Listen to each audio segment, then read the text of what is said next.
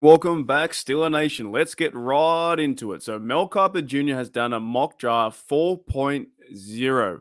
And Steeler Nation, I'll be quite frank. I'm a bit like, bring on the draft already. I'm a kind of over mock drafts.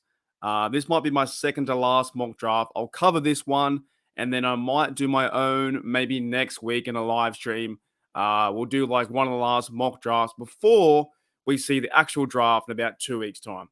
Kind of get a bit like, yeah, I don't really care anymore. I just want to see it happen. But Mel Kiper Jr. 4.0 apparently has the Pittsburgh Steelers taking Zay Flowers, receiver from Boston College. First of all, I'm like, receiver at 17. I thought it would have been Addison. If we go to his whole list in his mock draft, and I will try and link the article, and I didn't last time, but I will this time from behind this little curtain. It goes on to say that Jordan Addison was taken at 21. So in his mock draft, they're skipping Jordan Addison and they're going towards Zay Flowers. He says here this is around where you can see a run on receivers.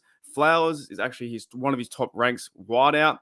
Love his explosion, ability to catch after the catch. Pittsburgh wideouts have 5 touchdowns reception last season. That's correct. We didn't have many. DJ didn't even score many, right?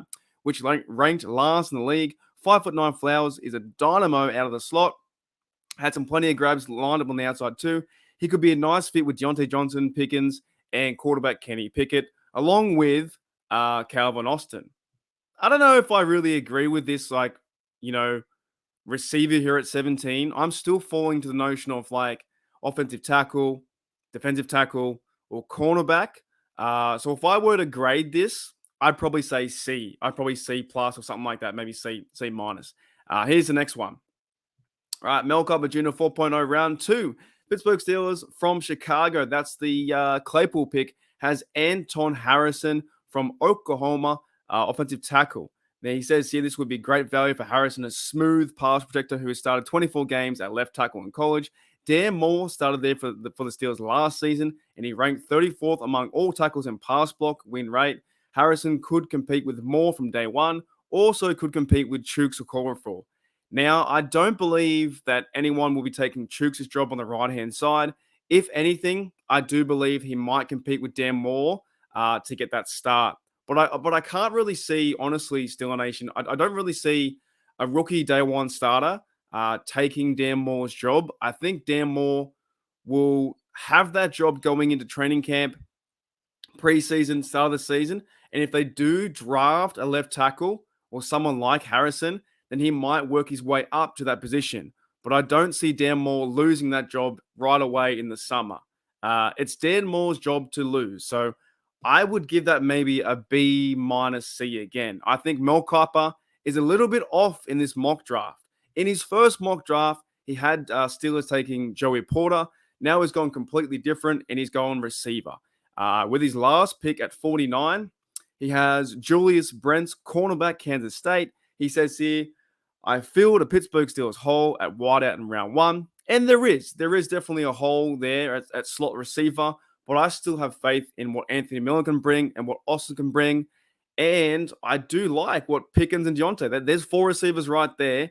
And I think this team, this Steeler team right now is going to run the football and do play action pass. I don't think we need to go up there and get a wide receiver at number 1. There is bigger issues on defensive line, cornerback, and depth, or possibly starter on the offensive line, in my opinion. But Mel Kiper goes on to say he wants to see Julius Brents from a cornerback from Kansas State, which means it should focus on the secondary here. 6'3" Brents could learn the ropes from veteran Patrick Peterson in Pittsburgh. Brents has stellar length and will wrap up in the run game. I love that. He tested extremely well at the combine, right? So just to also wrap it up, in the first round, Mel Kiper is going receiver Zay Flowers. Then he's going the big fella Anton Harrison, probably to take over Dan Moore's job at left tackle. Then to finish the 3-round mock, he's going Julius Brents, cornerback. And if I were to grade the whole thing, I'd probably give like a C, but I'm not a draft guy. Let me know in the comments below, guys, what you guys think. You guys live over there. You live in America. You're around some of these colleges. You watch more college football than I do. Try and rate these if you can. Each individual pick, or just rate Mel Kiper's mock draft from A to F. For me, I'm giving it like a C, maybe a C plus. I think he's missed quite a few things. I think what I'm leaning towards too for this year in 2023 at 17, I think it's going to be cornerback, possibly either side of the trenches, like defensive tackle or offensive side. That side of the trench too, could be tackle there as well. But I keep leaning towards those three areas. I don't see a receiver going to the Steelers at 17. That's just me. Anyways, guys, thank you for checking out MEL KIPER JR's 4.0. Like I said, this is probably the second last one I do on the mock drafts. Kind of getting over it. There's far too many. Every single analyst has a mock draft: 1.0, 2.0, 3.0. MEL KIPER's at 4.0. He'll have probably one more before the draft. I might do one more of my own before the draft, and then we'll call it that. But we have about I think 2 weeks to go until the draft is on, and that's the most exciting time. All right, guys, I'll see you guys later. Thank you for checking out Steelers Nation Australia. I'll see you later.